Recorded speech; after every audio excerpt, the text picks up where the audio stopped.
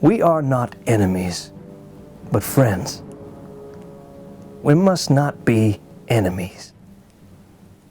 Though passion may have strained, it must not break our bonds of affection.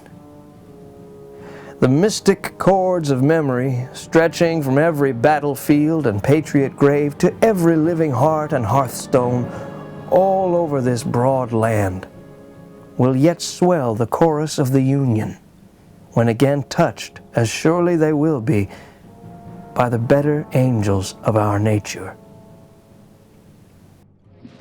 During the middle of July 1863, General Lee's bloodied Army of Northern Virginia limped back into Central Virginia, and the Army of the Potomac, despite President Lincoln's frustrations, let Lee's force escape. While those events in Virginia dominated the public's attention through the press, another Confederate force in Charleston, South Carolina, tried to hold off a powerful federal force from capturing the cradle of the rebellion. The Confederate general commanding that defense was the famous P.G.T. Beauregard, the hero of First Manassas and one of the South's best engineering officers and strategists. Dozens of miles of earthworks surrounded the northern and southern approaches into the Confederate city, but the greatest of efforts was directed along the southern approaches.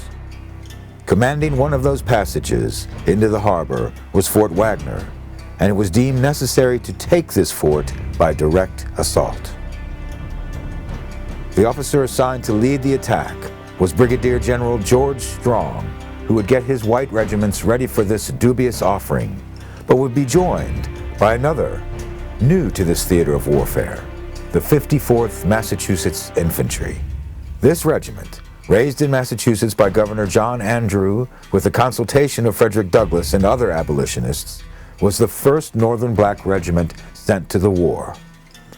It was comprised of highly recruited individuals from several northern states and was attended as a model regiment to demonstrate before the people of the country, Lincoln's administration, and the world. Its colonel was a wealthy young man by the name of Robert Gould Shaw, whose abolitionist parents were his inspiration.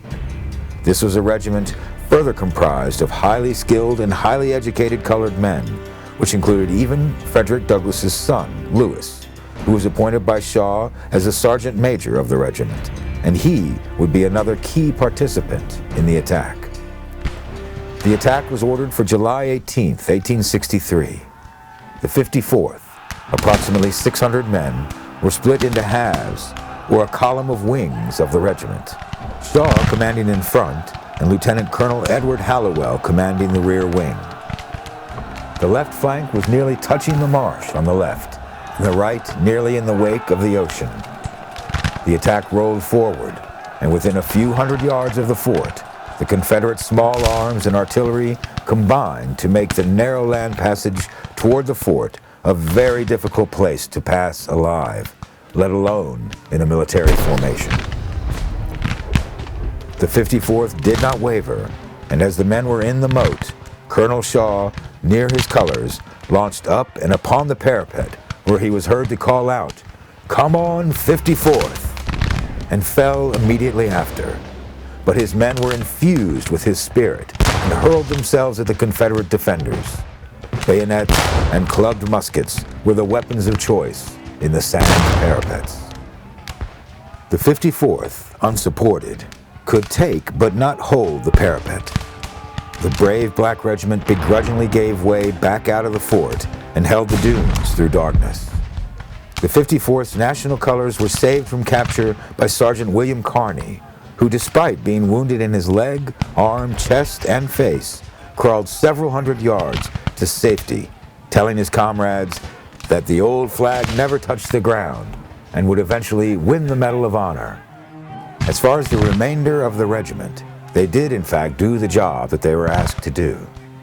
But the cost was staggering, for the regiment lost 272 men killed, wounded, and missing, including Sergeant Major Douglas. Approximately 30 men were killed outright, and almost double that number would die of their wounds. The other regiment sustained significant casualties, and Fort Wagner was never taken. Months later, it was abandoned. Charleston would hold out until 1865. The summer of 1863 was indeed an active period of campaigning on all fronts. In the middle of the country, federal forces attempted to drive a wedge into the Confederacy through central Tennessee. This would first be realized in the little-known Tullahoma campaign. The federal commander of the Army of the Cumberland, General William Rosecrans, looked to confront the Confederate Army of Tennessee under General Braxton Bragg and engage in a locked campaign to prevent more troops from the theater from going to help fight against Grant in Mississippi. It was, in fact, a brilliant campaign in which the Army of the Cumberland outflanked and pushed off Bragg's men from very strong defensive positions. It was a campaign that started an ongoing series of engagements in which this theme of Confederates who were strongly entrenched would be outmaneuvered by a federal army. During the late summer, Bragg was reinforced by the Army of Northern Virginia. In a harrowing series of train rides, General James Longstreet, with 2 divisions of his vaunted 1st Corps of Lee's army, was sent to assist Bragg and other operations in eastern Tennessee and northern Georgia. This was a rare instance of the Eastern and Western armies shifting troops effectively, but it did give Bragg a slight numerical superiority and also a set of proven field commanders in Generals Hood and McLaws, who led those 2 divisions with Longstreet. The famed Texas Brigade was a part of that command, and one of those soldiers, J.B. Polley of the 4th Texas Infantry, would describe that ride in his memoirs. He wrote, "At what date the Texas Brigade took the train at Richmond cannot be stated. It started and made the journey down to Georgia in unseated flats and boxcars. I slept on the floors and tops of these as best I could and subsisted on hardtack and uncooked bacon. Safe at Wilmington, North Carolina, where it stayed a day and a night and made its only change of train. It had no relief between Richmond and Atlanta for the constant joltings and springless freight cars running over roadbeds, made it rough by consistent usage, and seldom ever been repaired." The Great Battle of Chickamauga was opened on the morning of the 19th with a series of skirmishes around Reed's Bridge, where it fell under the Federal Tactical Command of the 14th Corps, commanded by General George Thomas. This officer, a Virginian, was a loyal Unionist and a solid officer. At length the enemy closed in upon us as if like a flame or a rushing tide they would lap us up. They were on our right, front and rear, and we had to cut our way out the best we could. My losses were dreadful to contemplate, 750 men. Reinforcements came too late for my brave boys. They too were struck as a whirlwind and hurled into disorder.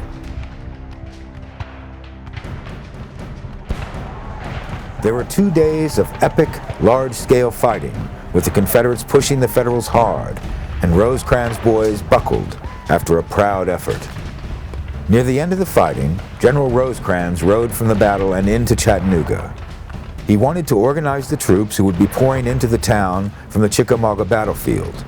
He wanted Thomas to hold his ground, protect the road northward, and cover a retreat. Not only did Thomas perform this task, but his defense inflicted thousands of casualties into the late evening of the 20th. This performance would endure with a nickname for George Thomas, forever known as the Rock of Chickamauga. After darkness, the fighting died off, and within a few hours, Thomas had his plan for retreating put into effect. The Federals still would hold Chattanooga and would eventually draw on another fight outside the defenses of the city. This tactical victory was the greatest bloodshed in the Western theater, with over 34,000 combined casualties. The war was getting bloodier as both armies were getting better at killing on these battlefields. Following the Army of the Cumberland's retreat into Chattanooga, Bragg slowly followed up this victory, but would eventually besiege his enemy around Chickamauga. The Army of Tennessee would hold the high ground near Missionary Ridge and Lookout Mountain, and both sides were fortified. Throughout October and into November, both sides skirmished and stared at one another across the picket lines. With Generals Sherman, Hooker, and Burnside dispatched to assist the Union effort in Chattanooga, various fighting took place along the line.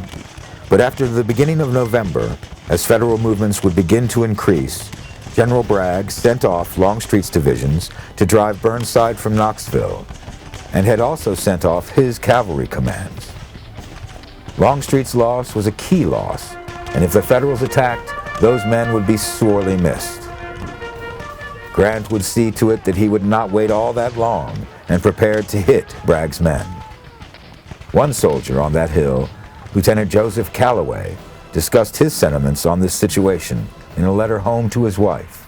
He wrote, "My dear darling wife, I have not received any letter from you since the last time I wrote you, and I merely write you to merely kill time, which is the greatest burden I have. I am almost dead to see you and be with you.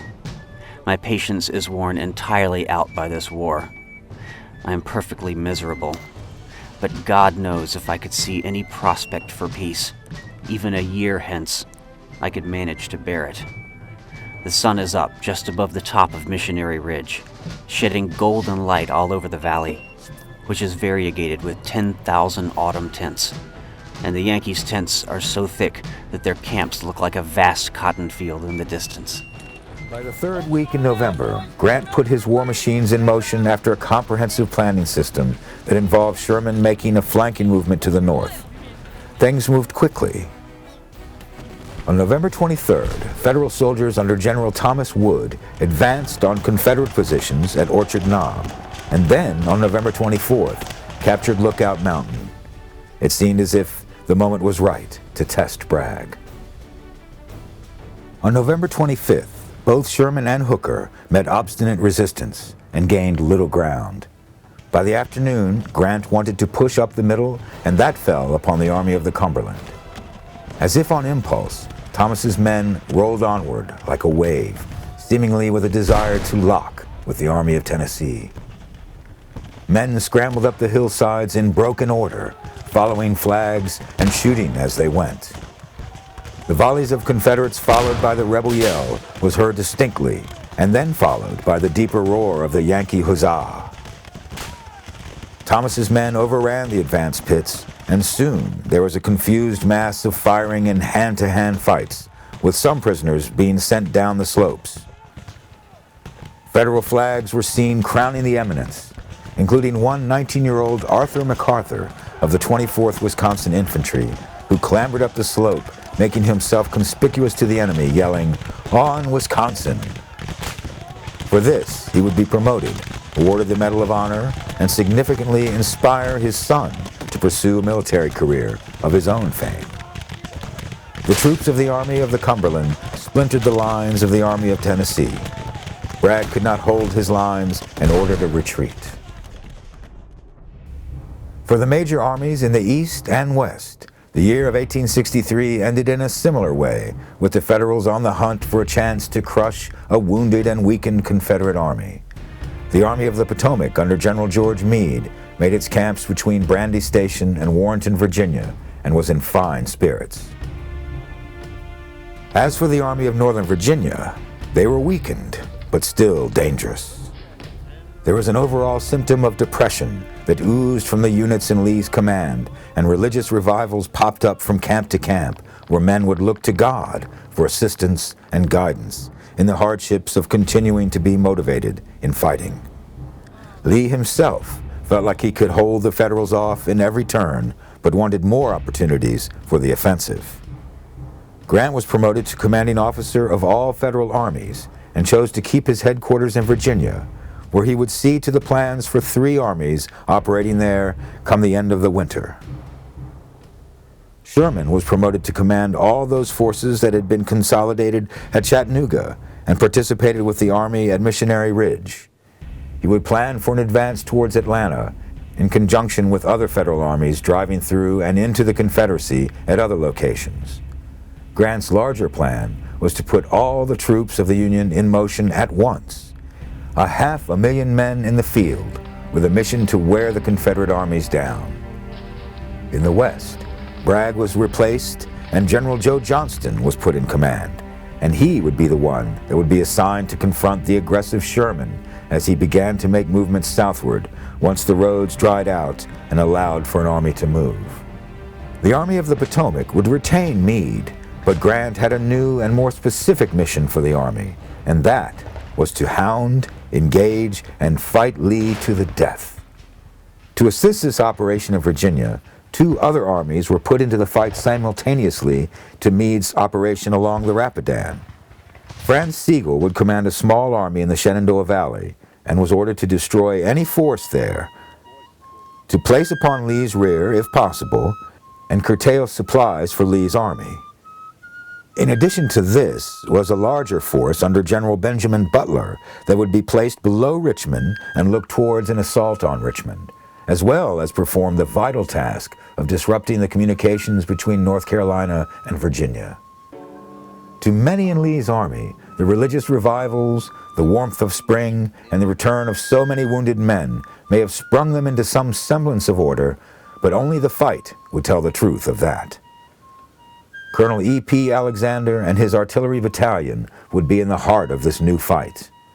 Alexander wrote of this attitude about Grant and the 1864 campaign. We all knew of the tremendous preparations of the enemy and enormous odds we would have to face under their new general who had beaten all of our people in the West. We knew that rivers of blood must be poured out in this struggle, but we were only anxious for it to begin. We wanted to see Grant introduced to the Army of Northern Virginia and to let him have a smell of our powder, for we knew that we simply could not be driven off a battlefield and that whatever force Grant brought, with luck, we would have to accommodate itself to that fact. General Lee was curious about what action Grant would take into this 1864 campaign, and from atop a lookout station at Clark's Mountain, he was surveying the options. If Grant moved southward from his camps, he would expose his rear to harassment by Stuart, Mosby, and various infantry movements, not to mention uncovering routes into Washington. Lee correctly judged that Grant would have the Army of the Potomac push through the wilderness near the old Chancellorsville battlefield, and when through, attempt to secure some open land and force Lee into a pitched battle where numbers and artillery could make a difference. Lee would want to hit Grant amongst the trees in the wilderness, where his lesser numbers and infantry's reputation for close-in action would come into play. The Army of Northern Virginia was in an interesting situation that first week in May 1864, and the armies always knew when a campaign was going to begin. General Robert McAllister of New Jersey wrote a brief note to his wife Ellen and their children. It is now quite late, and we are all ready to move tonight at midnight. In 4 hours, we will be on the move, and no doubt engage the enemy soon. I think it is a general move. You will hear of battles perhaps before this reaches you. God grant that we may be successful. I hope and pray that God will give me mind and judgment to manage the brigade and enable me to to do my whole duty to my country. On May 5th, the pickets and skirmishers of both sides knocked into one another along the Orange-Fredericksburg Turnpike. These forces, the leading elements of Warren's 5th Corps and portions of other commands, probed up the road and would find that their path was blocked. The 2nd Corps, under Ewell, was closest to Grant's push southward, still holding some of its defenses until Warren was discovered turning his flank from the Rapidan River, crossing at Germanna Ford. Ewell then moved his men by the right flank into the path of Warren's veteran 5th Corps. One soldier, Sergeant John Worsham of the 21st Virginia Infantry, was in the front lines of this confrontation. He wrote of this initial fight. All knew that Grant had crossed the Rapidan, and soon the tumult of battle would begin. The march continued, and command, "Close up," soon the order. "Halt, load your guns," and then shoulder, arms, march. Soon the battle line was formed. We broke the enemy's line in front and made no halt in our advance. On we went, shooting as fast as we could load. Suddenly I was confronted by a gun resting on a big stump, and behind the stump we saw a Yank. We hallooed to him to lay down his gun. Several of us took aim at him. He started to rise, but before he could do so, a little crack of the gun and the Yank fell dead. We advanced to a dense pine thicket and halted, every man falling flat on the ground at once for protection. The men could not see very much of the enemy, and the fighting got close. And because of this, melees erupted everywhere. Volleys were shot in the direction of the enemy musket flashes, and there was generally much confusion. One soldier of the Vermont Brigade, Sergeant Nelson Cole, wrote of this clash. We went by flank into line on the double quick, but did not get into line before they fired a volley into us. There was not over 150 yards away. This volley thinned our ranks in a fearful manner. Captain Wales, my captain, was seriously wounded. He was shot through the lung. About that time we had orders to fall back, and the enemy opened another volley, but we got him out all right. A shot went through my blouse pocket and tore a bunch of cartridges to pieces, and another went through my pants leg, but they did not draw blood. We cut a slash and built breastworks and lay behind them until the next day the pickets were driven in. The Rebs advanced in 3 lines. When the first line got through the slack, we gave them another which stopped them. The dead and dying were in every shape. We then charged and brought in a lot of prisoners. They fell back and we formed a new line of pickets.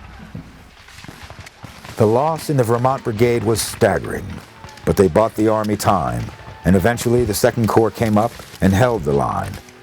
The 2nd Corps and Hill's Confederate 3rd Corps would then begin a fight that was a tangled mess. Getty's 6th Corps Division and then elements of Hancock's men attacked Hill's lines.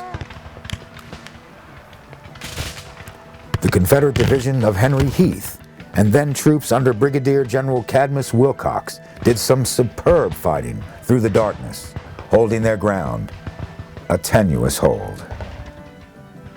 On the morning of May 6th, the fighting along both lines would become general as all the troops arrived in the field. With the Federal 5th Corps holding the right flank, supported by elements of the 6th, Burnside's 9th engaged in the center, playing on A.P. Hill's flank and rear, and Hancock's stalwarts held the left against Hill. Lee seemed to be tearfully jubilant, and as he rode amongst the famed Texas Brigade, he intended on going forward into the attack with them. The soldiers started calling out to him, "Lee to the rear! Lee to the rear!" Lee, seeing that he was slowing their advance, complied with their demands, and the Texans, along with other veteran troops of Longstreet's corps, plunged into Hancock's 2nd Corps. One of the last actions on May 6th was Brigadier General John Gordon's attack on the right flank of the Federal Army, which pounced on some elements of the 6th Corps there, rolling them up and capturing 2 Union generals. This almost caused a panic amongst the men at Grant's headquarters.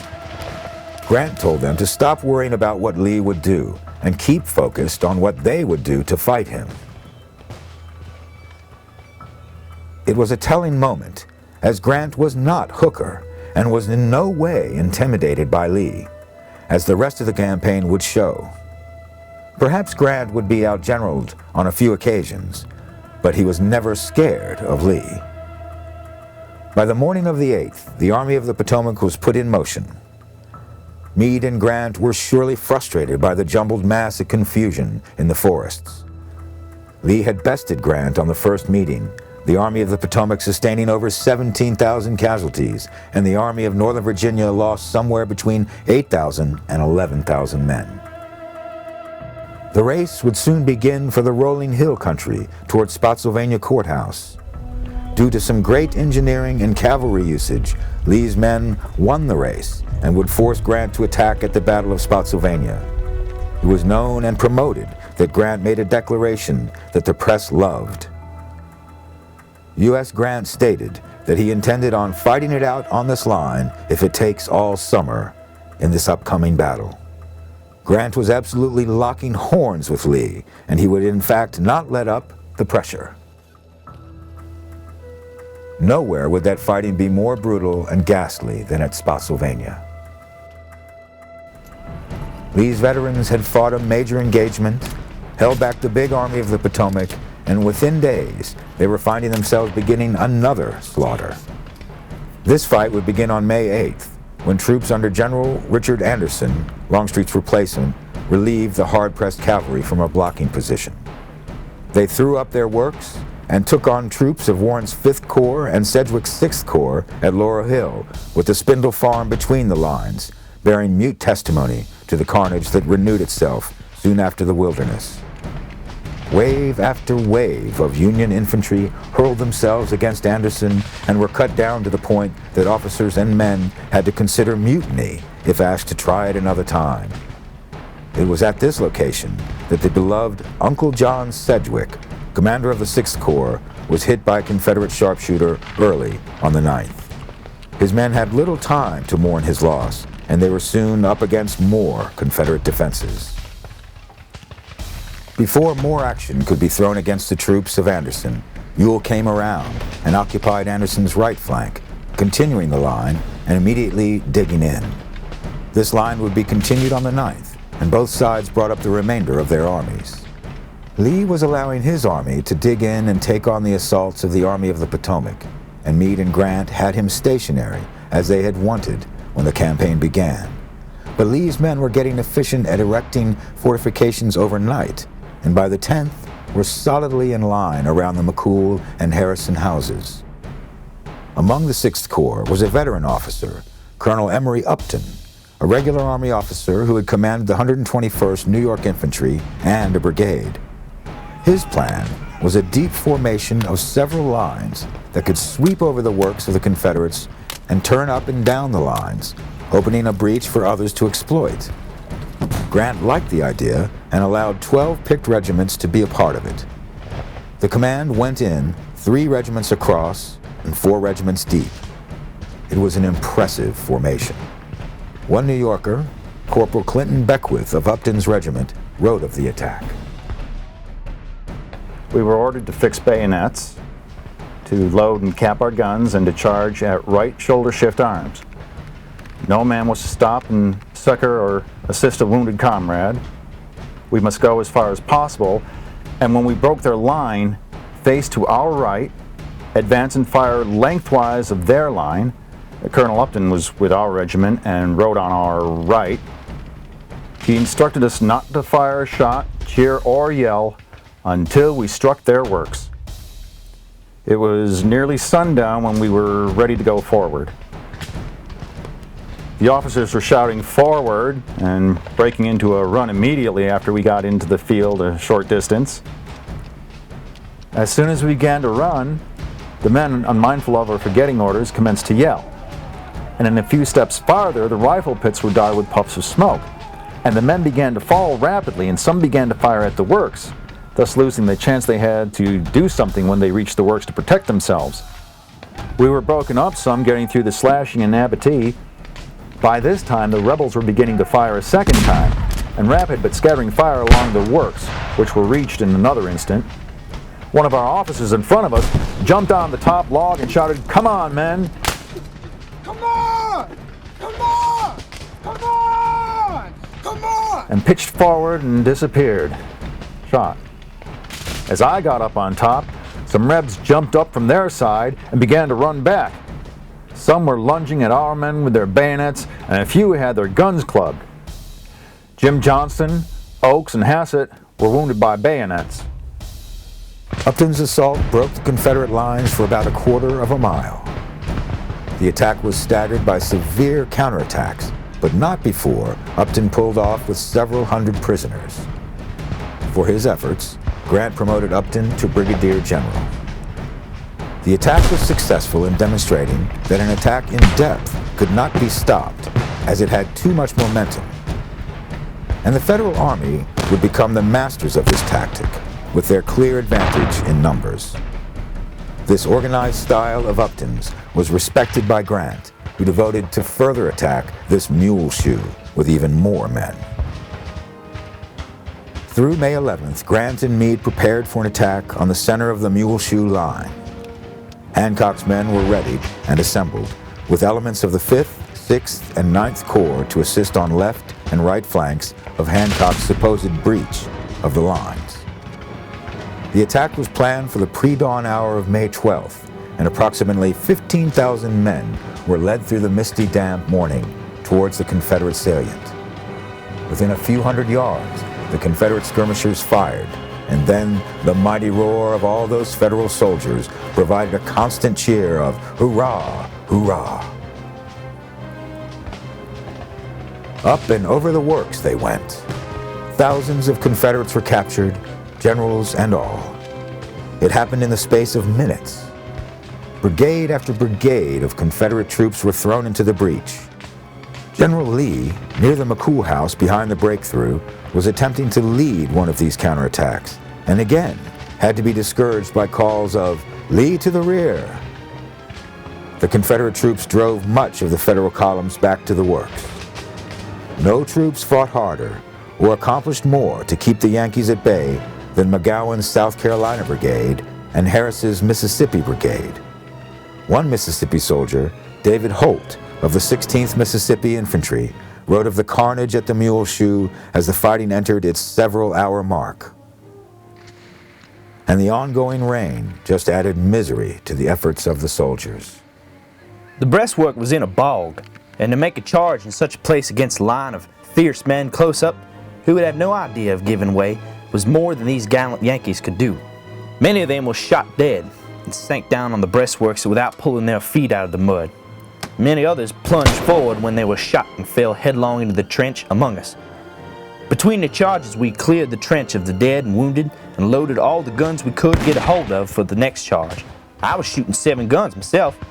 We stacked them up against the breastworks with the butts in the trench. When the Yanks came, we picked them up one by one, fired them, and set them down again.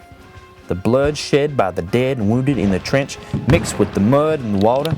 It became more than shoe deep. It soon was smeared all over our clothes. The attacks ran out of steam, and once again Lee had held his positions, though he lost many good officers and men, especially the approximately 3,000 men who were captured there. It was carnage as never seen by even the most rugged veteran on either side, with men from both sides rescuing wounded from either army. They were drowning in the water and the blood-filled ditches. It was ghastly, but all the way into the night of the 12th, the shooting continued. By 4 a.m. on the morning of the 13th, the Mule Shoe salient was evacuated, and Confederates wearily pulled back to a new fortified position on the high ground beyond the Harrison farm. It was almost 24 hours of continuous fighting on one line, not soon forgotten by those veterans who were there. The Army of the Potomac was stopped in their attempt to place a crushing blow against the Army of Northern Virginia. This situation was one that would normally have the Army of the Potomac retreat, encamp, and figure out a new strategy, perhaps even changing the command of the army. But Grant was different, as he would continue to attempt to get between Lee and Richmond and force Lee's army to attack. The men in blue saw that Grant continued on, and despite the losses, they were elated that they would continue the fighting. The Battle of Spotsylvania resulted in approximately 18,000 Federal casualties and 12,000 Confederate casualties. The sum losses for Grant so far in his campaign were over 35,000 men, or approximately 1/3 of his army. But he could and would replace those men, whereas Lee could not. Grant was in fact winning the war in this methodology, though tactically losing to Lee in these fortified battles.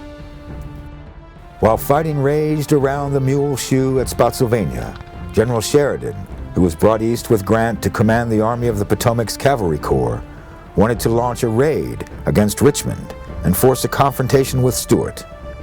On May 11th, Stuart blocked Sheridan's troopers near the old and abandoned Yellow Tavern in the distant northern suburbs of Richmond. It was a classic fight of charge and countercharge, but Stuart's 4,500 men were outnumbered by the nearly 10,000 Federal cavalry. In addition to being outnumbered, Stuart's men had to begin facing the Federal cavalry, who had been equipped with Spencer repeating carbines. In the end, the bold Confederate Cavalier was shot down and his brigades defeated. Lee would not only be without his trusted subordinate, but Sheridan and his subordinates would hereafter outclass anything the Confederacy could throw up against the Army of the Potomac's cavalry. A more conventional campaign was at the same time being enacted in the Shenandoah Valley of Virginia. The Great Valley of the Commonwealth was a definite breadbasket for the Army of Northern Virginia. It was filled with great farms of tall grains and thriving swine and cattle. It had been defended and protected in 1862 by the legendary Stonewall Jackson. The Federal Army was content with small raids from its base at Winchester, and that post was obliterated by Ewell's men in the first stages of the Gettysburg campaign. In the spring of 1864, Grant assigned General Franz Sigel to command a small army to damage Confederate efforts in the valley and possibly divert troops from Lee. The fiery John C. Breckinridge, the once Vice President of the United States, was placed in command of a hodgepodge army of 4,000 to 5,000 men that included a battalion of VMI cadets. Breckinridge, an inspiring figure and a veteran of many fights in the Western Theater, was an aggressive officer, and though outnumbered by more than double, he went after Sigel. Skirmishing occurred between the two sides, but the main action would occur just outside Newmarket, just west of the Valley Turnpike on May 15th. The fighting took place during a rain and thunderstorm, which gave a surreal canopy to the landscape and the imagery of war. The infantry and artillery fighting was a back-and-forth affair, with the Confederate forces not being able to make a gain on Sigel's position. A gap opened on the line, and it seemed as if the Confederates were getting the worst of the fighting. It was at this point that General Breckinridge had to turn to his reserve, the 257 VMI cadets, commanded by 24-year-old Colonel Scott Shipp. The battalion took an advance on Captain Henry A. DuPont's United States Artillery Battery across the field. Shipp was struck by the concussion of an artillery shell and awoke in time to see his battalion swarming across the Federal guns and driving back the 34th Massachusetts Infantry. From this impetus, Sigel decided to retreat from the field. The Battle of Newmarket was fairly won by Breckinridge's small command, but much honor should be afforded to the boys of the Academy, who lost 10 of their number killed and 48 more wounded. The victory cleared the valley of a Federal presence for several weeks and allowed Lee not to worry about his left flank. Also in Virginia at this time, of both Meade's and Sigel's commands, was that of General Benjamin Butler's newly dubbed Army of the James, consisting of approximately 30,000 men. Butler's men would face many of the same troops that they had faced in Charleston and in the Carolina theater of operations, ultimately facing off against General Beauregard. The lesser-known battles of Port Walthall, Swift Creek, Chester Station, Ware Bottom Church, and Drury's Bluff were quite severe fights, with Butler's men consistently being repulsed at most instances. As this overland campaign moved into June and got closer to Richmond, the stakes would be much higher for Lee, then operating in the shadow of the capital itself. It was as if 1862 was replaying all over again, until Cold Harbor. The Battle of Cold Harbor was the perfection of modern trench warfare on two levels. The first of which was Lee's veterans and engineers knowing how to lay out lines of concentrated and overlapping fire. The second was the speed in which the Army of Northern Virginia could entrench. The battles at the Wilderness, Spotsylvania, and the North Anna were a university to this learning. Grant attacked headlong into Lee's men and achieved nothing but the loss of thousands of his men. It seemed as if the campaign was a deadly repetition of the same cycle for the Army of the Potomac: attack and die. It quickly became obvious that Richmond would not be taken in this manner, as Lee's force was too strong. So Grant, convinced that he would move by the left flank with impunity, did so again, using Butler's force at Bermuda Hundred as a covering force. Grant, though seriously defeated at Cold Harbor, refused to pull out and lived by his pledge about fighting it out if it would take all summer. Lee's army stretched, but never broke, and by the late winter of 1864, his army was defending a front of almost 40 miles. The commander of the Army of Northern Virginia knew Grant's policy was working. For Lee and his army, it was just a matter of time. One of the most striking and saddest parts of Grant's strategy in early 1864 was the stopping of the prisoner exchange. Federal soldiers would remain in disgusting southern prison pens for years rather than for months. The most notorious of these places was Camp Sumter, Georgia, otherwise known as Andersonville. Approximately 45,000 men would be sent through the sprawling compound in southern Georgia, and more than 12,000 would die there. The camp was not intended for that many men, but due to the stopping of the prisoner exchange and several Confederate victories resulting in large amounts of federal prisoners, the compound grew to over 26 acres. Though that plot of land seems big, it was choked with the pathetic forms of what were once strapping northern youth, the embodiment of American bravery. There were many reasons for the ill treatment of Union prisoners there, ultimately coming back upon the responsibility of the camp commandant, Captain Henry Wirtz, who would wind up being hung for war crimes.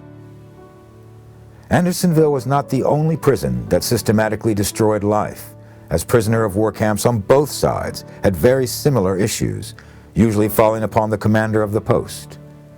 It could be said that there were shortages in the South and food was scarce, as were medical and clothing supplies, but that could not be said about the northern camps. The most noted of these camps, in Elmira, New York, was what a Confederate prisoner of 1864 called Hellmira. The camp contained approximately 12,000 prisoners, and almost 3,000 of them died from exposure, poor sanitation, or lack of medical supplies. The commander of the post was often noted as being proud of his contribution to the war by his inmates dying under his care or lack thereof.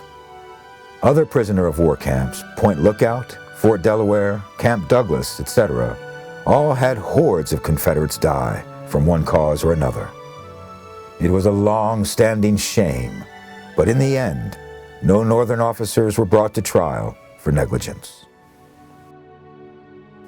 Washington, D.C., August 18th, 1864. Soldiers, you are about to return to your homes and your friends after having, as I learned, performed in camp a comparatively short term of duty in this great contest. I am greatly obliged to you and to all who have come forward at the call of their country. I wish it might be more generally and universally understood what the country is now engaged in. We have, as all will agree, a free government, where every man has a right to be equal with every other man. In this great struggle, this form of government and every form of human right is endangered if our enemies succeed. There is more involved in this contest than is realized by everyone. There is involved in this struggle the question whether your children and my children shall enjoy the privileges we have enjoyed. I say this in order to impress upon you, if you are not already so impressed, that no small matter should divert us from our great purpose. There may be mistakes made sometimes. Things may be done wrong while the officers of the government do all they can to prevent mistakes. But I beg of you, as citizens of this great republic, not to let your minds be carried off from the great work we have before us. This struggle is too large for you to be diverted from it by any small matter. When you return to your homes, rise up to the height of a generation of men worthy of a free government, and we will carry out the great work we have commenced. I return to you my sincere thanks, soldiers, for the honor you have done me this afternoon.